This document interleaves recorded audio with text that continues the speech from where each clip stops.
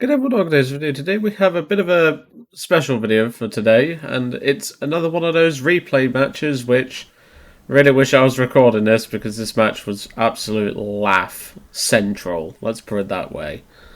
So me and a couple of mates, aka Turtle Gamer, and I believe Blue was with us, we were out grinding the crafting event, what was it, the repair factory or something like that. I don't know. I just grinded for the armored car and that was it.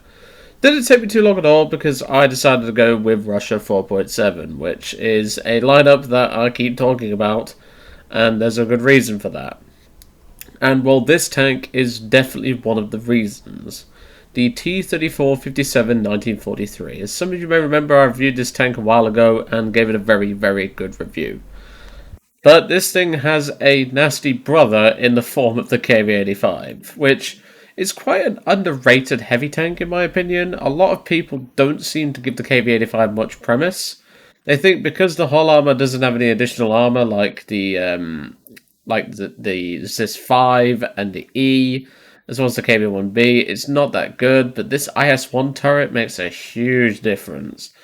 And I've done really well with this tank. I mean, it's just been that consistent for me. But of course, we're not here to discuss the KV-85 today. We're here to discuss the T-34 57 1943. And in this match, we have to do a bit of bum rushing because let's just say some opponents, they gave me the opportunity to do so, and it was the best thing to do in that specific situation. Now, of course, as you'll see throughout the replay, this tank has some trouble dealing with a Sherman that was being annoying, to say the least. But otherwise, the gun on this thing can easily deal with a lot of the targets that you're going to run into. The only real things you're not going to beat are things like T-14s, unless you hit the turret. Like, not the actual mantlet itself, the parts around it. The turret face, that is. You're also not going to be able to pen things like jumbos very easily unless you go for the machine gun port, which with this thing's low explosive filler, you're unlikely to take out the machine gunner and the gunner, which is an important shot. But otherwise, this tank does do a lot of work, and as you're going to see in this match, it racks some high kill counts, that's for sure. So, I'm going to jump us ahead, and I will see I'll see you guys in the replay. And you join me in the match. As you can tell, we've just kept the point, and this is where we're going to get started. So what I'm also going to do is I'm going to leave the minimap up because I think this is quite important given what goes off in this game. The minimap does come in a lot of, it comes in real handy for me, so I think leaving it up will be the best thing to do, which I know some of you guys don't, well, some of you don't like it when the names are up, so I'm going to leave them shut, but I'm going to leave the minimap on so you can get an idea. Like, for example, this heavy tank already rushing the spawn. Things like this will just make explaining how the match went a little bit easier, not just for me, but also I think it's just better to have it visually for you guys, so I'm just going to leave the map there, and you can enjoy it from there. So obviously in this match, I've got to play pretty carefully. I'm in a 5-7 match, which isn't the best, but there is still a lot of things that I could penetrate and destroy, so that's at least something. Now of course I'm looking around because I'm thinking this is a little bit quiet, but of course the enemy team is currently engaging us in our spawn. And there's a T-14. I mark it for my squad mates, and we now have to take some return fire from the T-14. The T-14's already killed the M18 to my left. Sorry, no, it was I think it was the Su-57 to my left. I missed a shot on that concept, which could have come in handy, but it ends up not making a huge difference. But as you can tell, the enemy team is rushing our left-hand spawn. They've got a medium tank and 2 heavies down there. There's not just a T-14 down there. There's an M6 with them, if I remember correctly. So here comes the Concept 3, which, unfortunately, we do get the gunner, but we also don't get the driver, which is what I was hoping to get. And there's the M6, which, even though that thing's got 6 crew, this explosive filler can do some work. Kill number 1. And of course there's the T-14 and another M6. I targeted the M6, but I aimed just a little bit too low. But then I go straight for the lower glacis. And there goes the M6 for kill number 2. Now, you might be wondering what I'm doing here. I'm actually trying to give them the engine, so that way I have a bit of extra armor. But this isn't really working too great, but I still managed to take the knockout on the T-14. And there goes him.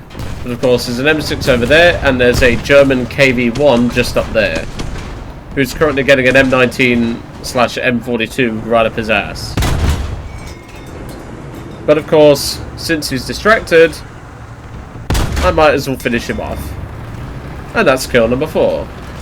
Of course, there's another M6, like I mentioned. So we get a good penetrating hit, which takes out all the turret crew members, as well as the whole machine gunner. And there goes the driver and the last crew member in the hull for kill number 5. Using this thing on the flanks, as you can tell, is extremely nasty. And if you can get this 57 firing with its rapid reload, you're going to be balling. And well, we're already on 6 kills. And we barely had to move. That just gives you an idea of not only how situationally unaware these guys are, but also how good this gun is. So we fire and take out the entire turret crew of that M4. But of course, eventually I'm going to have to move from this position. Because whilst it's all well and dandy me sitting here, it's not exactly the best when we're dealing with multiple different enemies at a given time, so to speak. But what we've got to remember is I can't leave this M476 alive. So dealing with it now is definitely in my best interest. There goes him, we take an ammo rack. And that's kill number 7. Of course, now we have an M6 to worry about. Now, the M6 isn't an amazing heavy, but it's still very capable in doing what it can do. We do take out the gunner, and we also take out the engine, so now we can just start whittling away on the crew members here of this M6. We've taken a kill assist from the T-14, I forgot to mention earlier. Well, not the T-14, it was another tank. I think it was an arty hit, if memory serves me correctly. I did get an arty hit over near the other spawn, so that was at least useful. Of course, that's kill number 8. Now, I didn't actually know that Saab down there was there, because obviously the bush was in the way, and I was too busy engaging this M4A2.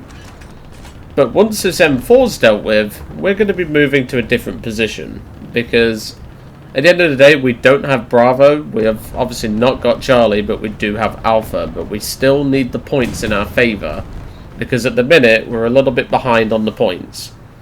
So once this M4's dealt with, like so, we can now move on a little bit. That's kill number 9.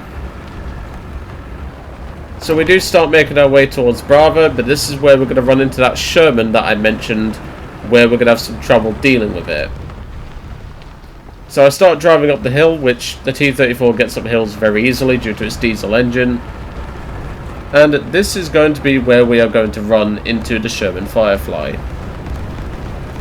Now, I didn't actually know what that thing was. I don't know if you saw it, but there was like a corpse or something that moved up to the left there. I thought it was an enemy. I don't know what it was. It was probably a bug or a bomb or something. I'm not sure. But I'm still keeping situationally aware, and we're going to take the Bravo cap whilst we've got the chance. Of course, I can hear what sounds like a diesel engine, but of course I soon learn it's a teammate, so I don't really need to worry. Situational awareness in ground RB is very important. As you can see, I'm even looking at planes. Keeping an eye out for planes is very important when you're on a high kill streak like I am. So, we get on the move, and I'm going to go investigate what I think is over here. But of course, nothing turns out to be over here for a little bit.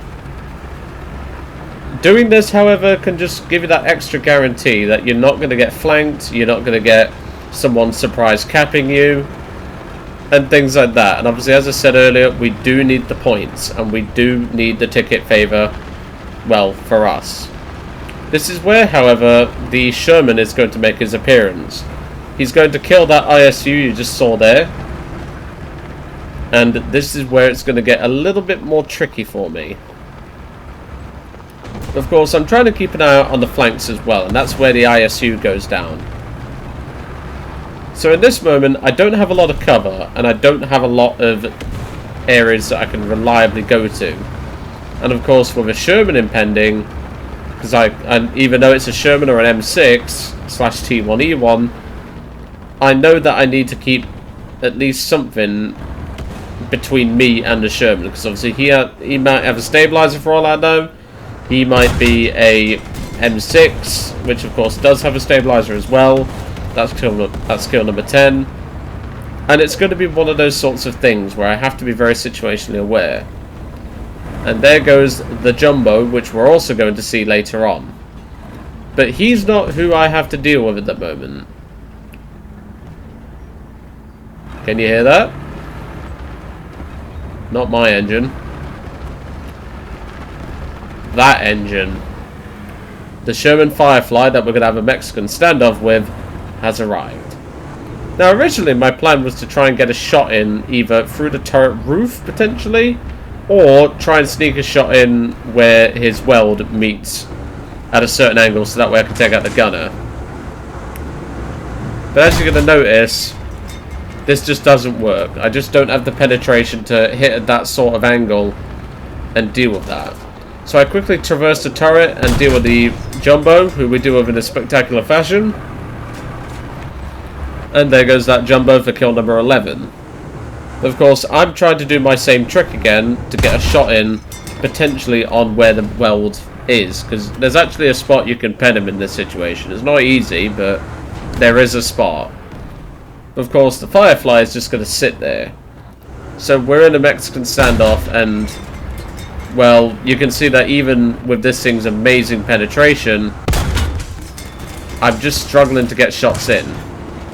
I'm now being strafed by a plane who's going to end up trying to bomb me. But I keep the tank steady. I don't need to move. And I'm trying to get the M4, or the Sherman in this case. It's M4. It's the same bloody tank, pretty much. I'm trying to get him to at least move in this sense. I want him to change position so that way I can at least use some cover. So this is where he smokes up and makes a fatal mistake. And this is where I'm going to capitalize on that. He can obviously hear me moving around, so he must think that because he's smoked up, I might push him in the smoke. Or I might drive off whilst I've got the chance. But that's not what I'm doing. As you can see here, I'm reversing up the slope. And this is where he makes his fatal mistake. He assumes I'm driving off into the distance to live another battle. However, that's not my plan. So the teammate is capping Bravo, and this is where the Sherman Firefly makes his mistake. I spot a gun barrel at the corner of my eye, and sure enough, it's him. That's kill number 12. Still got a bit more to do though, and this is where the bum rushing is going to come into play. So remember how I mentioned about that bum rushing? We've obviously not done that yet, which I know some of you were expecting the bum rushing. But don't worry, the bum rushing's coming. So I missed a shot on the M4, and this is where the bum rushing is going to begin. That is an M4A2 with the 75mm. And I decided at this point to just angle my armor, wiggle my turret, and just go for it. He takes out my gunner. I think I ghost shelled. I don't remember the match fully, but I go for it. My gunner gets back in the seat. He takes out my engine, but I take out his entire crew. Had he had a slightly faster turret traverse, we would have been dead there. There's no question about it. He would have just shot the crew compartment and I'd have been a dead man. But it was too late for him. He rushed his shot, hit me in the engine ate the shot, and then I just extinguished the fire. Of course, I used the last of the power traverse that I was available to have. And we're obviously keeping an eye out where I think they're going to come in, because that's what you have to do when you have no power traverse anymore. Obviously, you do have a bit of power traverse when your engine fails, but that's not the point I'm trying to make. the point is that I wanted to make sure that I at least had a gun that even if it could traverse slowly, I could at least fire in that general direction. So that's part one of the bum rushing, because there's more than just one. We're going to be doing a bit more bum rushing. This is where I take a hit from what turns out to be that Sherman player we just killed. And I'm thinking, where the heck was that from? But obviously I'm keeping my turret locked in that general direction, so that way if something does come up, I can deal with it. So obviously we're on 13 kills, 2 assists, 2 caps. We've got an insane amount of points, and I do end up getting... Well, I got a crate module, 2 crates of materials after this, nearly 3, and quite a lot of SL and RP after this game. So now that the track's repaired, after taking a hit like that, I have to get on the move, and this is where bum rushing part 2 comes in. I hear another Sherman, I'm thinking, where is he? He sounds close, and that's what I'm trying to pinpoint, and that's where I spot the Sherman. So we both stop and see each other. He bounces off my turret front, and I decide to move up. And this is where the bum rushing of part 2 comes in, and where me and the M4 are going to have a bit of a funny moment here. I take out his driver, which comes in clutch, and he just couldn't get the gun down fast enough. But there you go, that's what happens when you can do a bit of bum rushing, even if it does cost you your last fire extinguisher and another engine block. But to take 2 fire extinguishers and only losing 1 crew member for that sort of run, I'm definitely going to take that. I hope you enjoyed that one. Obviously, I hope seeing the minimap helps out a little bit as well, just to give you an idea of my plan and stuff like that. And, well, it's not very often you get a run like this in Ground RB anymore, because half the time you just get a 1,000 kilogram bomb dropped on your head the moment you get 4 kills. But that just is normal tank RB, really. Anyway, I hope you enjoyed that match, and I will see you all on the next one.